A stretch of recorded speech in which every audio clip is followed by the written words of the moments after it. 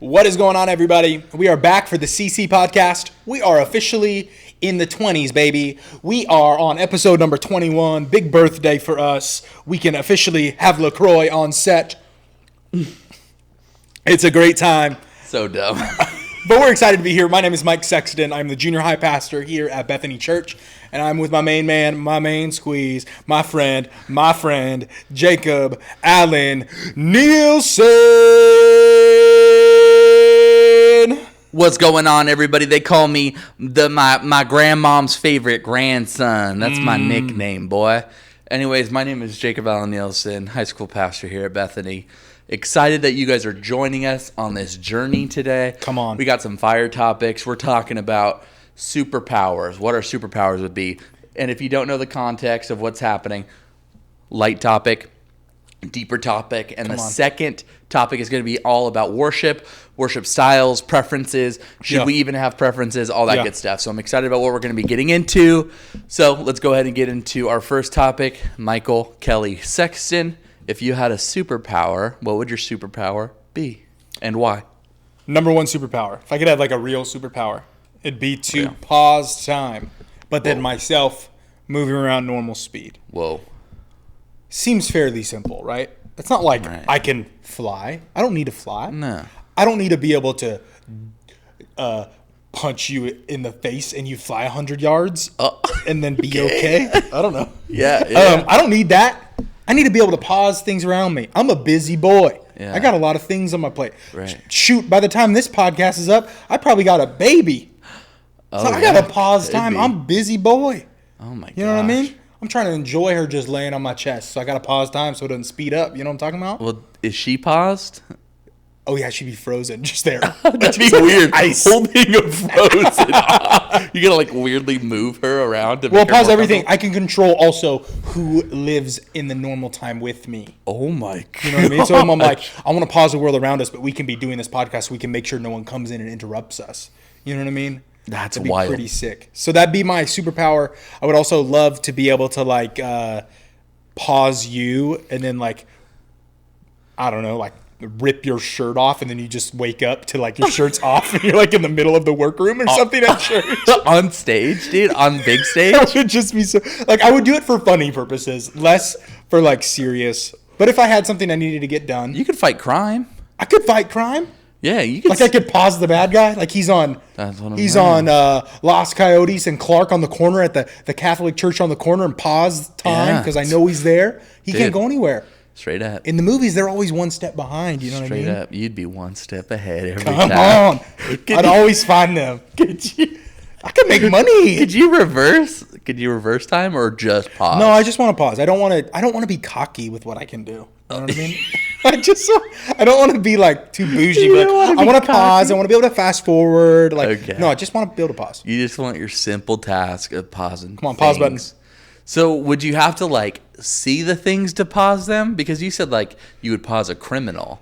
Like, I think I could pause whatever I wanted. So I could be like, I could have the whole world pause for a moment. Gosh. Maybe I want to pause for 2 years. I'm trying to take Jeff Bezos out, dude. I need that time to get that work in while he can't do anything. Not to find him. Financially. Like to be successful. Like I need these years to make that money to build my business, but no one else is making progress with me. You know what I mean? Wait, hold on. So wait, if the world is paused, how are you financially making gain if everything else Because is I'm going to unpause someone and I'm going to sell them the product or whatever and then pause them up again. Wait. Your plan is flawed. Because what are you going to do? Roll up on somebody and be like, all right, I'm going to unpause this guy. He's going to be scared crapless because everybody else is paused. And he's got you trying to sell him crap. No, I'll let it ride for a bit. But I'll just pause them real quick. So, like when you can't get anything done in between meetings because there's not enough time. You know what I mean? That's my pausing. I'm pausing so much they don't even know what to do. Oh, my God. Dude, I don't think that makes any sense. This is a good plan. I know what you're saying. I think it's a really cool superpower. But I don't know if that specific plan would work. Dude, that's what I told you. I don't really want to do it for success. Obviously, I could. Right. Because I'm super freaking smart. Well, yeah. And somebody's awesome. like mid-opening a bank. You could just walk in there, take all the money. But you don't want to do that. Steal it. You don't want to use it for evil. No, I want to use it to, like, punch you. And to, like... I don't know. That's mean. That's not even for good.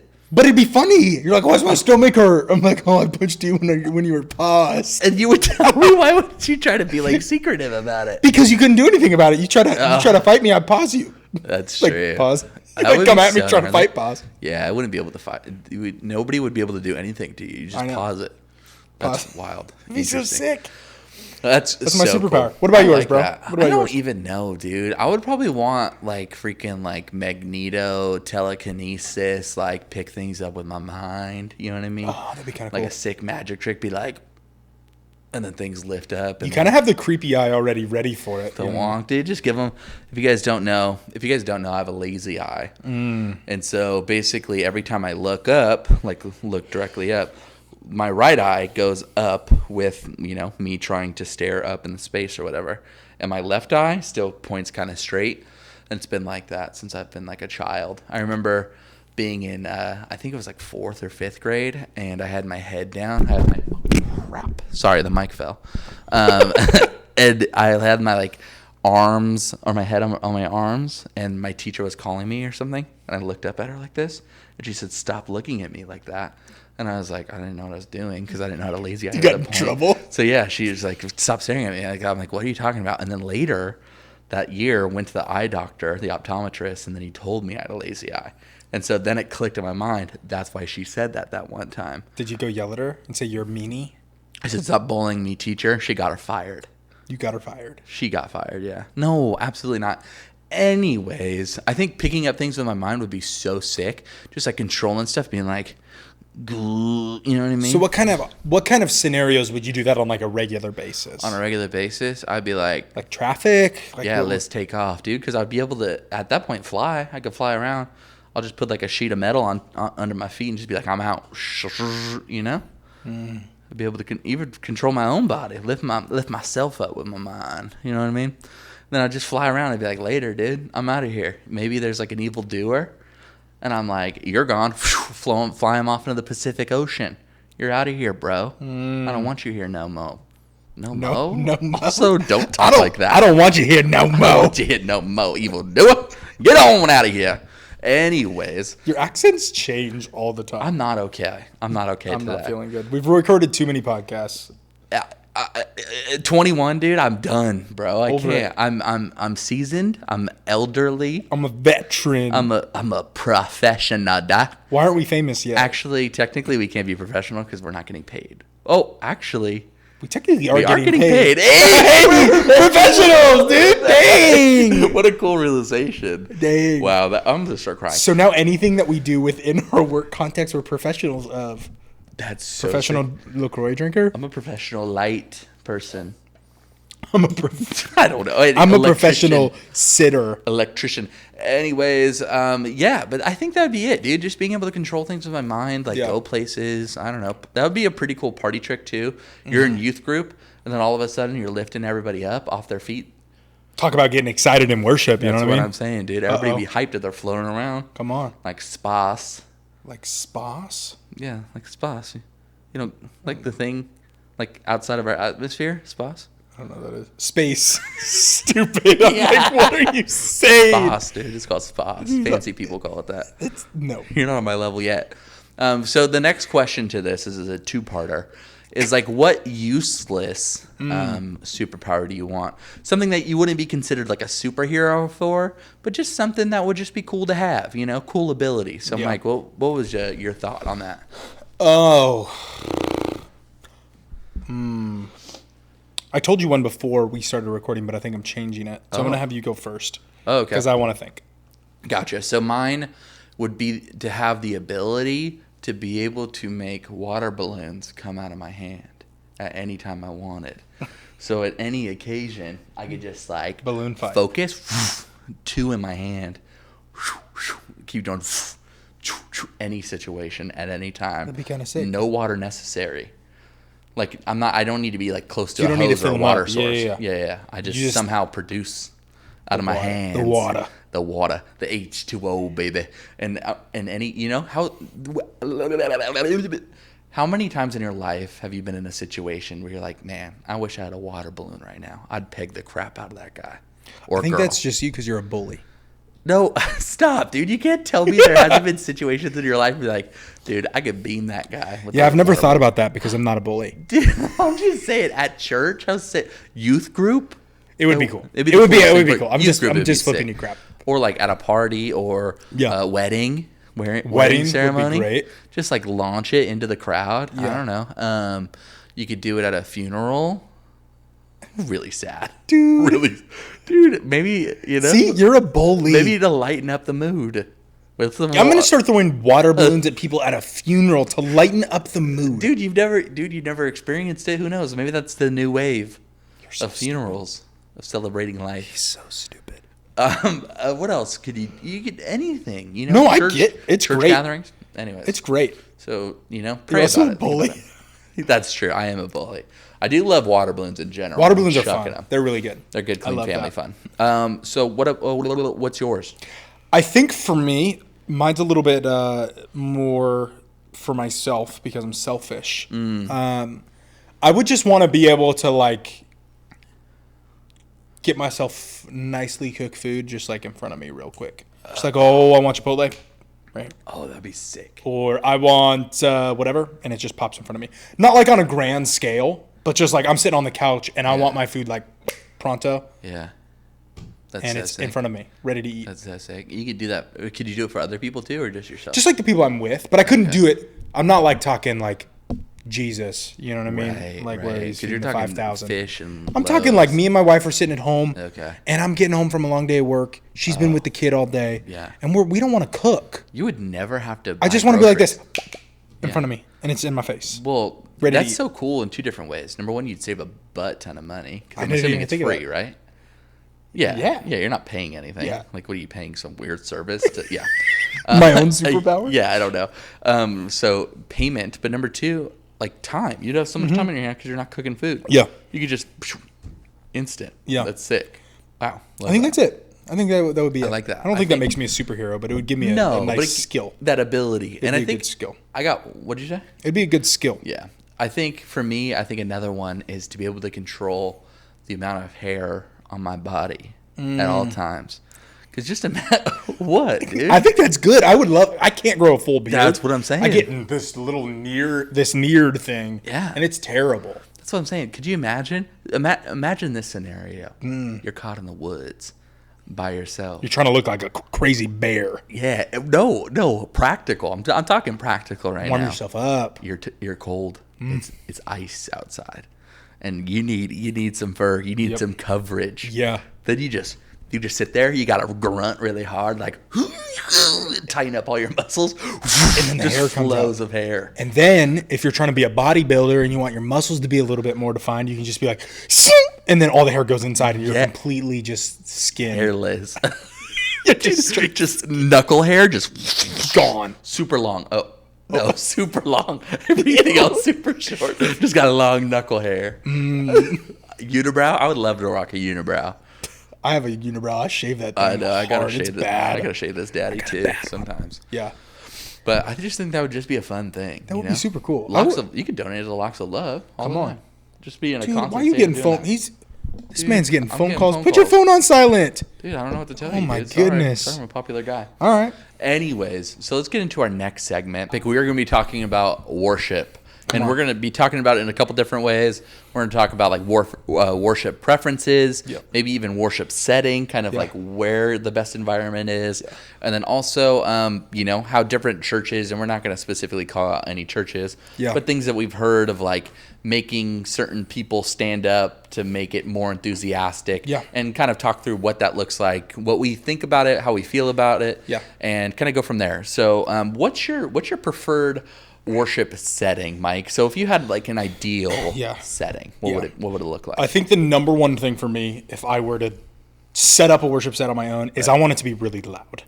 Like atmosphere, what it looks like is also, I think, important. Okay. But I think the number one thing for me is loud. Okay. And the reason for that is I think that people feel more free, myself included. Yeah. At least people our age. Older people probably not. Sure. But I feel more free to express myself in worshiping loudly or quietly, however I feel comfortable in that setting, because it's so loud. Like I know that I'm not screaming over. But there are times in worship where I just want to Let it yell rip. out and just let it rip. You know what I mean? And I just don't feel like I can in certain settings. Yeah. You know what I mean? Like, Yeah. I'm not going to do that in our 9 a.m. service. Gotcha. You know what I mean? Right. And so, like, Right. which is fine. It's totally fine. It's totally my preference. Right. But for me, I like it to be loud. Also because I'm possibly self-conscious about my voice. Sure. I'm not a terrible singer, but I'm not a great singer. Right. And so I just want to be able to worship freely without even having to think about that, Yeah. because I can just be like submerged in the music Right. and in the words and those sorts of things. So that would be my number one thing.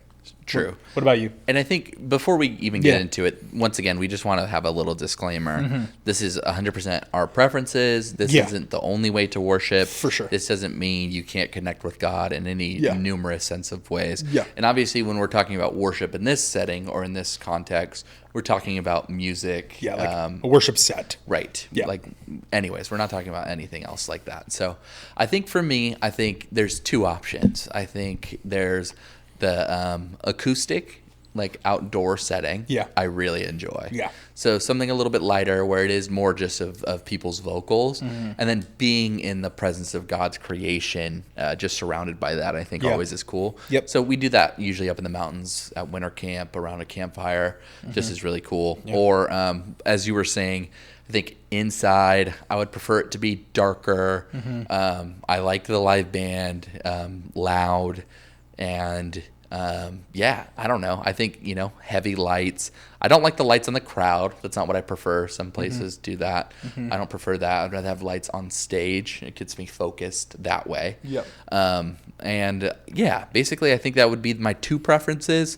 I think there's like we settle in the middle ground a lot where it's like lighter or it's not as loud and the lights are all on so you can see everybody and it's kind of distracting for me. Where like I would rather be darker, eyes focused on that specific group that's doing the worship, and then I could feel like I could focus on God a little bit more. Yeah, I love that. I definitely am on the same page where I prefer it to be dark as well. Right. But I've also been a part of a church that it was completely bright. That church in Georgia that I used to go to. Oh, okay. But it was loud and like people Gotcha. would worship, and it was super bright in there, like Yeah. white, Yeah. like complete, like all the lights in here are on. That's what it is. Natural light coming in.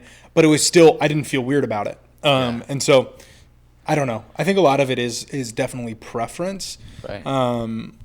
But yeah, I think there is something to be said about creating an environment for people to be comfortable to worship. Right. You know what I mean? Especially in the context of church around other believers. Right. Because we could talk all day about what worship looks like just in daily life, going around worshiping God for how good he is, how beautiful creation, all of those sorts of things. Yeah. But in terms of like a worship set and service, I think there is something to be said about creating an atmosphere. And I think we, as a church, we take a lot of time to try and plan those things out. Of like, we have two separate services for an older generation that likes a choir and those sorts of things, and then more of a younger generation in second service. And we spend time trying to think through those things because creating the atmosphere or the environment for people to come and feel comfortable to worship, I think is important, Yeah, which is interesting because we have leaned towards I think this has been muddied in the past of like, what exactly are we doing with worship? Yeah. Are we trying to create a similar sound in both where maybe it's like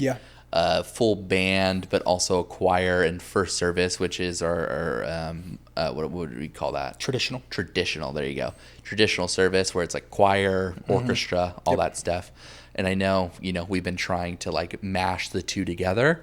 And I think we've kind of landed on making them more separate, like more identified as like a true traditional service, choir, whatever, people leading with the little sticky thing, doing that sort of thing. And then we got like band, singer, couple lead singers, guitars, whatever, all that good stuff. And so, I'm always curious there's just different churches that are specifically geared towards, I would say, a more modern, that only do a modern sort of service, which is cool. Yeah. It's just so different from like what we do, here at Bethany. Yeah. And specifically trying to figure out, there's not like one best way or one sure. good way to do it. Like I think part of it's knowing your people. Right. You know what I mean? It's like huge. Those churches that do a full contemporary service, you can look into their congregation and most people are our age. Right. You know what I mean? And, Right. and when that's the case, like you heard both of us say, like we want loud, we want dark, we want to be like submerged in what's going on. Right. And so it makes sense. You know what I mean? And so Yeah. like you're saying, it's not about the right way or the wrong way. It's about what fits your people that God has placed in front of you to shepherd the best. How do you feel about fog? I think there was like a weird stage where like fog was being overused. Okay. Okay. What does overused fog look like? Like us at winter camp for our dance party.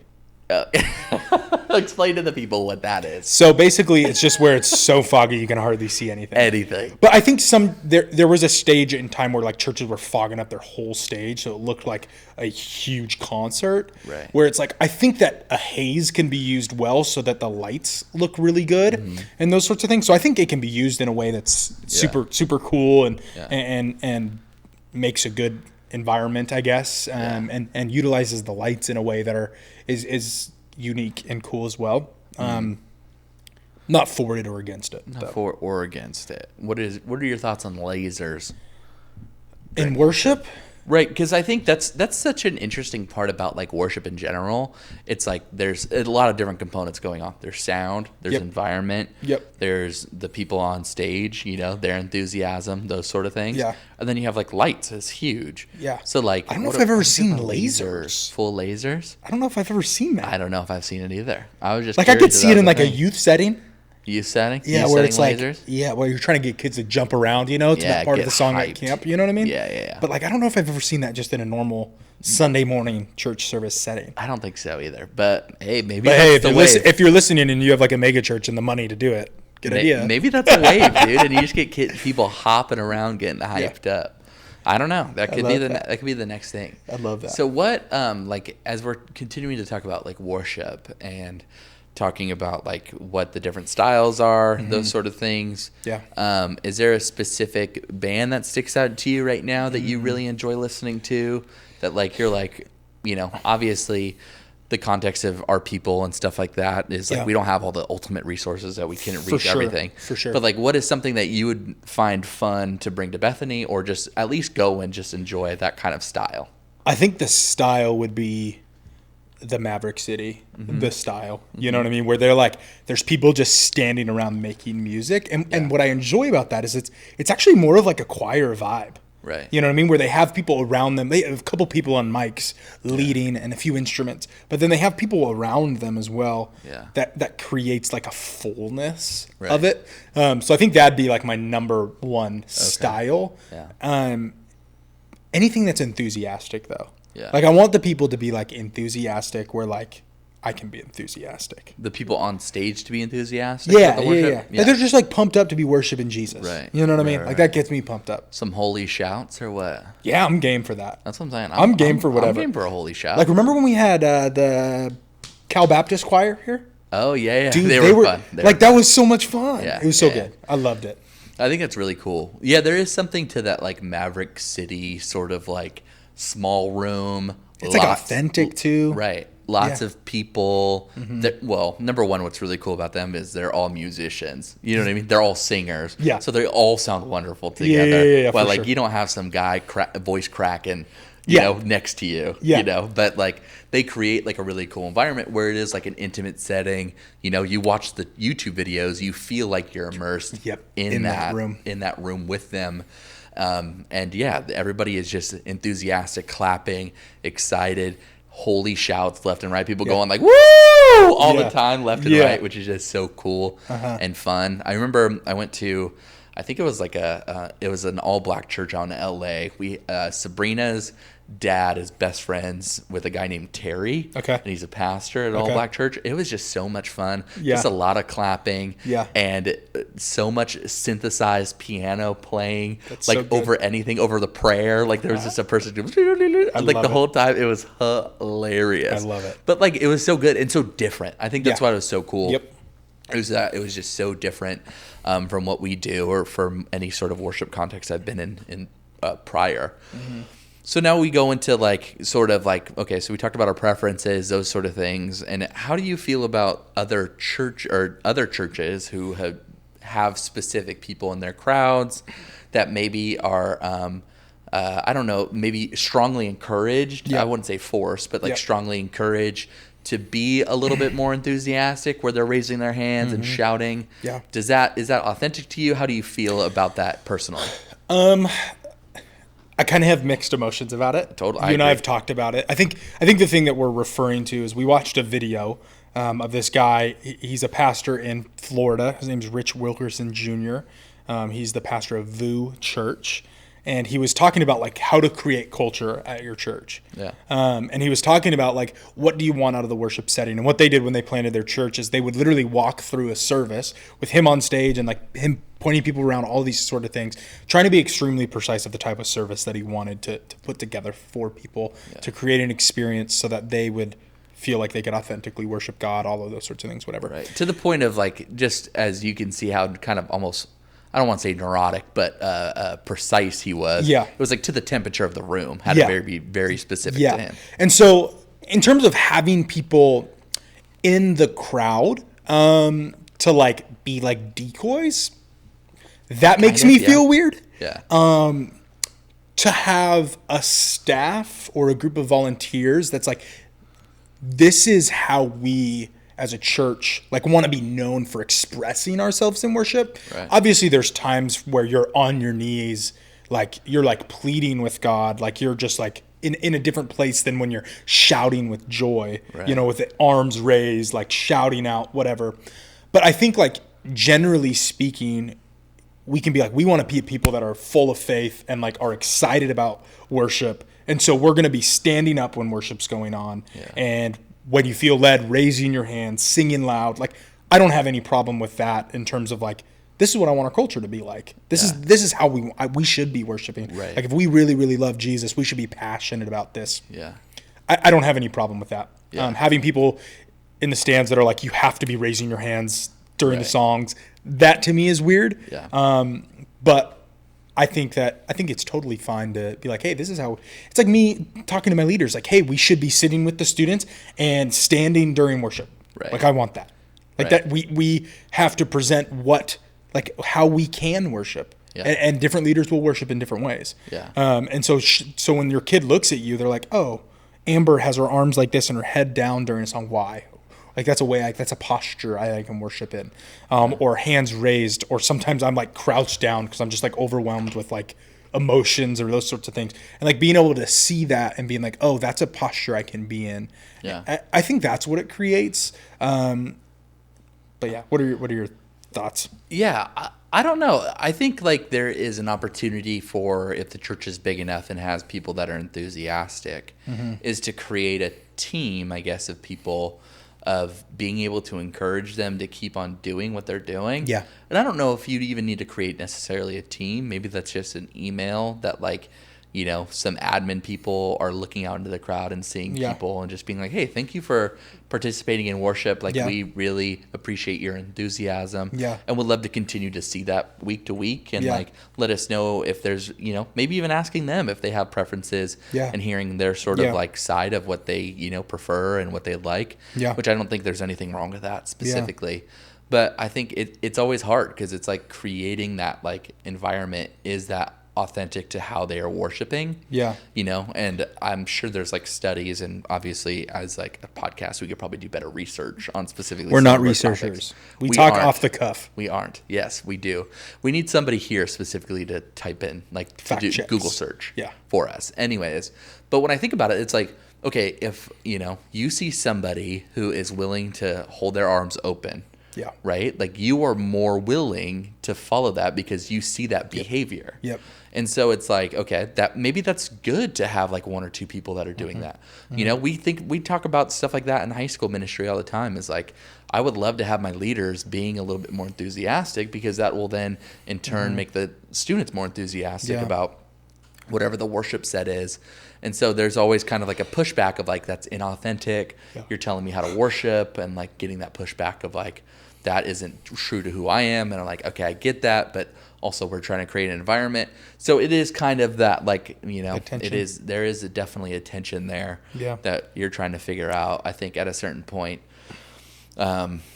Yeah, I don't know. I think that you could strongly suggest, but you can't force anybody to do anything. What's your, there's been some churches also that do, during the message and during worship, they'll have like a choir up there, kind of like old school choir. I see that. But it's less like they're leading the vocals. They're kind of doing that thing where they're setting the example of like, this is how we worship, or during the message, like, this is how we pay attention. We have our Bibles open. We're taking notes. Right. We're saying amen or whatever. Yeah. What are your thoughts on having those things on stage that people are seeing? On stage is, I don't know.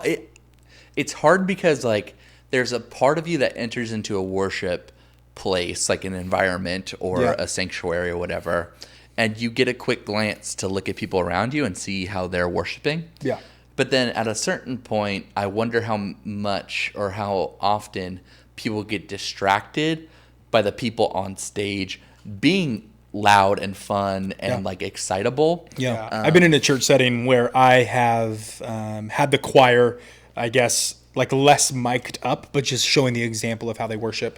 And it's interesting when I'm in a posture where I'm like, I go into the worship space where I'm like, I'm ready to worship, not a distraction at all. Gotcha. Because I'm involved or whatever. And it just kind of adds to the like, oh, they're worshiping with me. Right. But then there's been times where I've shown up where my mind isn't necessarily ready yet, or I'm not as engaged. I'm more distracted going into worship, where it then is a little bit more of a distraction. I find myself watching one person that is a little bit more enthusiastic and just like seeing what they're doing and getting distracted from the thing. So I think that's a genuine concern when thinking about doing those things. Interesting. Yeah, I think, and that is creating the tension of like, is it necessary? Do you need to do that? Yeah. What does that look like? And obviously it's not necessary. For sure. But like, is that something as us, as Bethany, or, you know, if you're listening to this and you're thinking about planning a church, like what is your style going to be? And that's something just to think through. Like another like very specific detail that you need to think about, like once you're starting a church, is like